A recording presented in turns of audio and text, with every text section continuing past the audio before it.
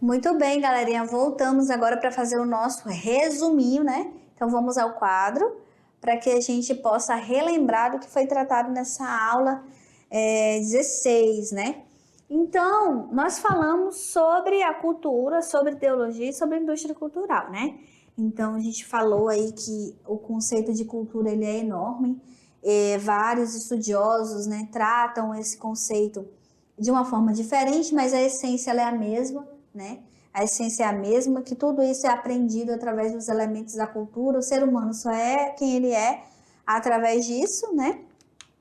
Então, a gente trouxe um resuminho aqui do que vem a ser ideologia, cultura de massa e indústria cultural, que foram os últimos conceitos que a gente tratou na aula, né? Na aula 16. Então, a ideologia ela pode ser vista como uma forma de ser, né? De pensar e de agir. Segundo Marx, o capitalismo se apropria da ideologia da classe dominante, né? Então, para ele era isso, né? Para ele, o capitalismo se apropria da ideologia dominante. Ele vai se apropriando da ideologia dominante para causar um conformismo entre as pessoas, né? Vai ali se apropriando disso. E essa ideologia dominante é dona dos meios de comunicação, né? Que tem uma relação intrínseca entre elas, né? A cultura de massa, ela é destinada às massas urbanas, né? Busca a homogeneidade, ou seja, colocar todo mundo ali no mesmo bolo, igualzinho. Ela é subordinada aos meios de comunicação. Então, os meios de comunicação, eles propagam a cultura de massa dentro da nossa sociedade capitalista. Os meios de comunicação, gente, eles têm essa função de propagar essa cultura de massa, tá? Então, tudo isso, ela é aí propagado pelos meios de comunicação, essa cultura que atende às massas, que tem o único objetivo de vender, né? De vender, de tornar todas as culturas iguaizinhas. Por que se inferioriza tanto uma cultura negra, uma cultura indígena, uma cultura ribeirinha? Que a intenção é tornar as culturas homogêneas para poder vender. Eles não querem atingir, eles querem produzir, na verdade, em larga escala. Ninguém vai ficar produzindo, eles não querem ficar produzindo para uma cultura X, para uma Y. Eles querem tornar todo mundo como uma cultura só, com uma visão só, para poder vender em larga escala, né? Isso tudo é atender a demanda aí do mercado. E cultura de massa é isso, né? Busca a homogeneização através dos meios de comunicação. Indústria cultural são os meios de comunicação controlados pela classe dominante em busca de lucro. Então, a indústria cultural, né? São os meios de comunicação controlados pela classe dominante em busca do lucro. Consumir é o lema da indústria cultural. Eu falei para vocês que consumir é ok, né? É ok. Agora, consumismo é que não é bacana, né? O consumismo é você pegar as futilidades, você não tá precisando de uma coisa, você comprar só porque tá na moda, porque você quer se enquadrar ali, porque você está sendo estimulado através das propagandas. Mas só que a gente fala, né, que nós somos para sobreviver, para a gente sobreviver, gente, a gente precisa de muito pouco, né? A gente precisa de muito pouco. Então, precisa ali de alimentação, uma vestimenta, o abrigo, né, que é uma casa. Para sobreviver mesmo, essencialmente, a gente precisa de pouco. Aí sabe o que eu percebi nessas propagandas, assim, que querem que a gente compre, fique enlouquecido tentando ter as coisas do momento, essas coisas todas, né? Que é a lógica capitalista da sociedade capitalista. Eu percebi que o que eles fazem? As propagandas, elas não estão mais só comprar e jogar para o consumidor. Elas mexem com o nosso sentimento, né? Elas vão ali pela necessidade. Porque fala assim, não, eu só vou comprar o que eu preciso. Né? A gente não tem esse discurso? Não, eu só compro porque eu estou precisando. O que eu não estou precisando, eu não compro, né? Mas as propagandas, esses meios de comunicação, que tem esse objetivo aí dessa lógica para fazer com que as pessoas comprem, eles vão ali, eles tocam na ferida, né? Pela necessidade. É uma fritadeira sem óleo, né? Ai, nessa sociedade é importante ter, é necessário. Uma frigideira assim, assim, assado. Só um exemplo, né? Então, eles vão tentando despertar essa necessidade para que as pessoas digam essa famosa frase: eu só comprei porque eu estou precisando. Não é porque é futilidade, não é porque eu estou sendo consumista, eu estou consumida de uma forma irracional, né? Não é isso. Mas as propagandas, eles mexem com o nosso sentimento, né? As propagandas de perfume, elas trazem todo um negócio assim. É investimento, gente. A propaganda não tem a famosa frase: a propaganda é a alma do negócio, né? E é essa lógica, né? De tocar, de mexer com o meu sentimento, de eu ficar louca e querer. E só sossegar enquanto eu comprar. Enquanto eu tenho aquele perfume, enquanto eu tenho aquela roupa, enquanto eu tenho aquela bolsa. Eu só sossego enquanto eu compro.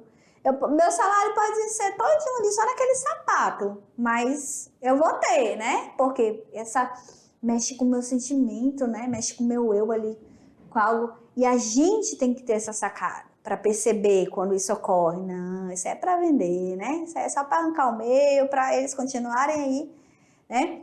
Eu vou deixar de consumir? Não.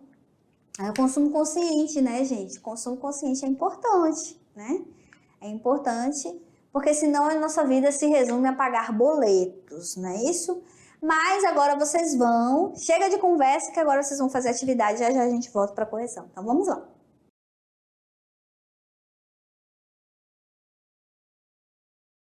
Muito bem, galerinha. Vamos agora para a nossa correção da atividade. Lembrando que a gente já está na aula 16, encerrando agora a aula 16.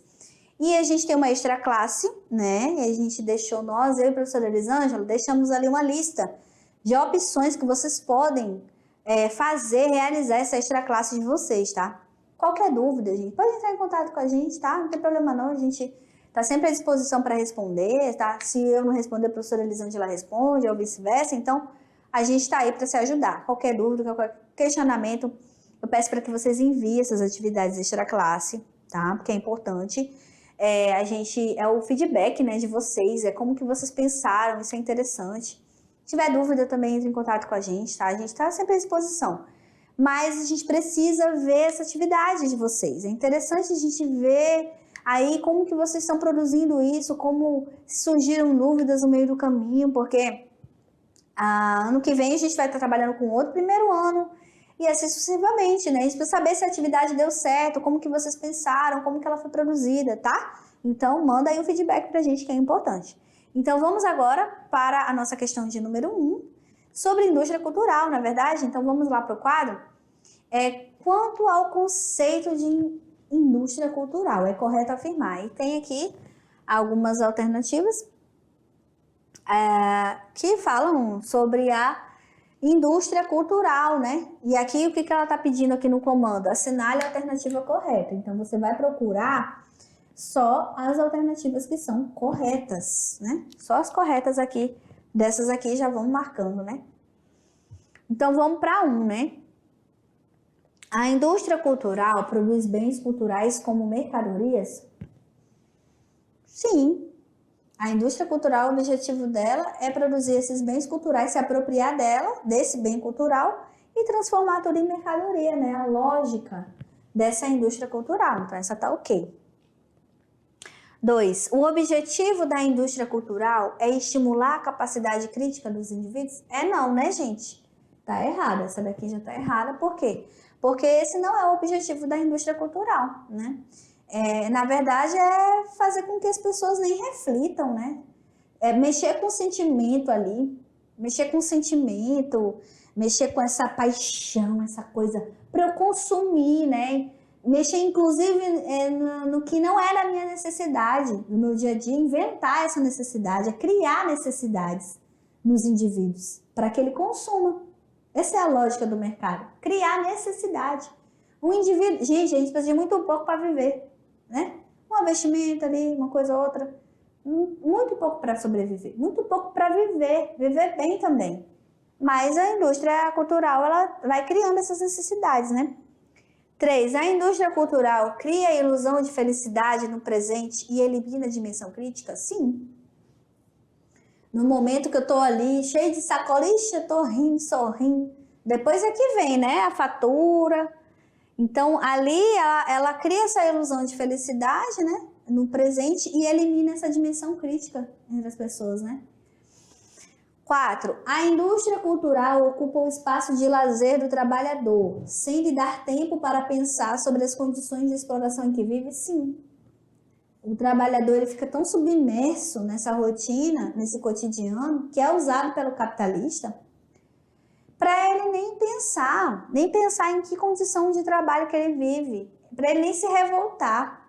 Então ele nem se revolta, ele fica ali, ó, vivendo como um robô. Essa é a lógica capitalista. É deixar tu mansinho, mansinho. É te fazer tu ficar imerso nessa rotina, para tu nem refletir, né, gente? Para tu não sair nem se revoltar, né?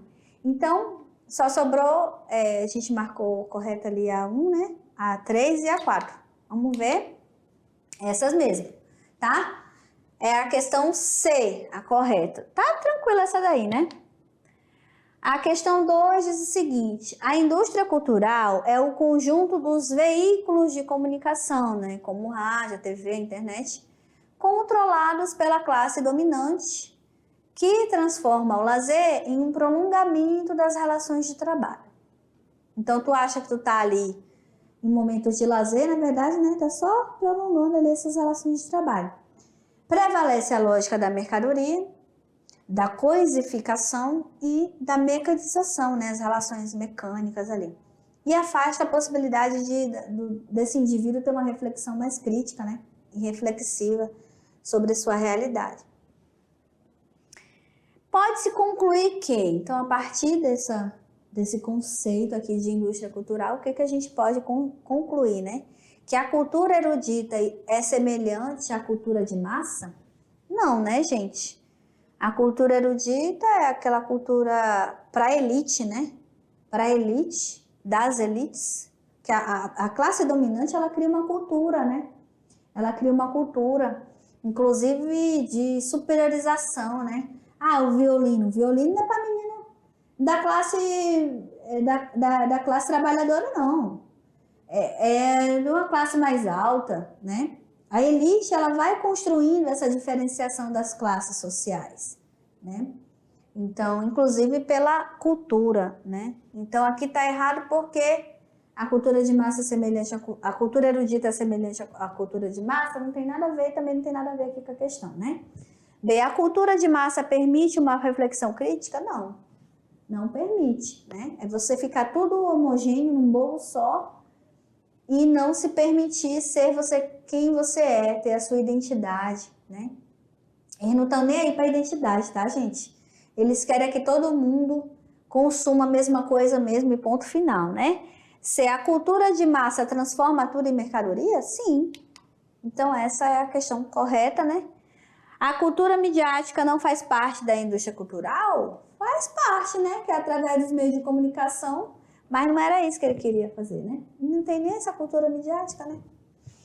A coisificação é uma forma de valorizar a essência humana? Que nada, coisificar as relações não valoriza nada, né? Não valoriza as relações humanas, não valoriza o humano, é achar que todo mundo é uma coisa, que não tem sentimento, que não tem identidade, que não tem cultura, tratar todo mundo assim, desse modo, né? Agora a questão 3, a indústria cultural vende cultura, né? Para vendê-la deve seduzir e agradar o consumidor. Para seduzi-lo e agradá-lo, não pode chocá-lo, nem provocá-lo, fazê-lo pensar, fazê-lo ter informações novas que perturbem, mas deve devolver-lhe com nova aparência o que ele já sabe, o que ele já viu, o que ele já fez. A média é o senso comum cristalizado que a indústria cultural devolve com uma cara de coisa nova. Dessa maneira, um conjunto de programas e publicações que poderiam ter verdadeiro significado cultural tornam-se o contrário da cultura e de sua democratização, pois se dirigem a um público transformado em massa inculta, infantil, desinformada e passiva. É um trecho do livro da Filosofia da Marilena Chauí, né? Uma uma filósofa muito famosa, né? Aí aqui tá repetindo, né? Aqui, ó, a média é o senso comum cristalizado que a indústria cultural devolve com uma cara de coisa nova, né? É que nem essas modas, a gente vê essa questão das modas. A moda, ela vai e volta, né, gente? Porque precisa trocar, precisa vender. E aí eles reformulam ali, vão reformulando com cara de coisa nova, né? Enfim, o que a gente já leu? Aí, com base no texto e nos conhecimentos sobre meios de comunicação e indústria cultural, considere as afirmativas a seguir.